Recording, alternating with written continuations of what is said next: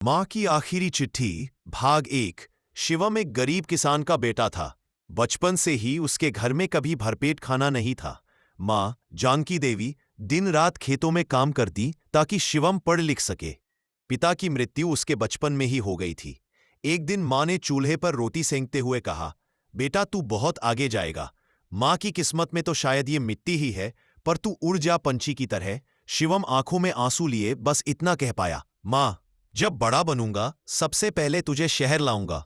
शिवम मेहनती था और मां की हर रात की भूखी नींदें उसे और प्रेरित करती। उसने बीटेक किया, फिर एक एमएनसी में नौकरी लग गई। पहली सैलरी आई तो मां को फोन किया, मां अगली बार गांव आऊंगा तो तुझे लेने ही आऊंगा। मां हंसी लेकिन बोली, नहीं बेटा, गांव की मिट्टी मुझे रोक लेती है, तू वहीं खुश रह।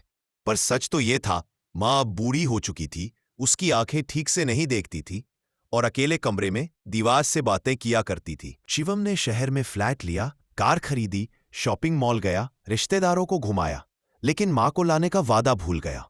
मां की तबीयत बिगड़ने लगी।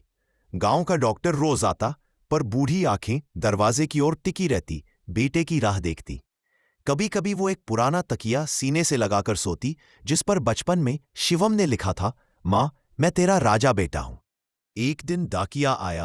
मां ने कांपते हाथों से चिट्ठी भेजी, शिवम बेटा, इस साल ठंड बहुत तेज है, कंबल पुराना हो गया है, लेकिन तेरे बचपन की ऊन की स्वेटर अभी तक रखी है।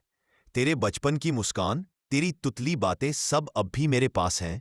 मेरी आंखें अब साथ नहीं देती, पर तेरा चेहरा आज भी साफ दिखता है जब छत से तुझे स्कूल जाते देखती थी।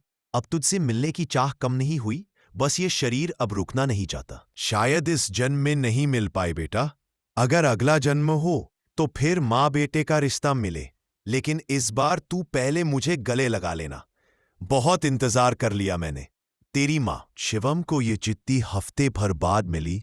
वो तुरंत गांव भागा, पर वहां पहुंचते ही उसे कुछ सफेद कपड़े लहराते दिखे। मां जा चुकी थी। कमरे के कोने में लकड़ी की अलमारी से एक छोटा सा संदूक मिला। उसमें शिवम की बचपन की तस्वीरें थीं, पहली सैलरी का जेरोक्स और वो पुराना तकिया। तकिए पर अब भी लिखा था, मां मैं तेरा राजा बेटा हूं। शिवम उस तकिए को गले लगाकर फूट फूट कर रो पड़ा। जिस मां ने जिंदगी दी वो उसका वादा निभाने से पहले ही चली गई। Part 2 subscribe.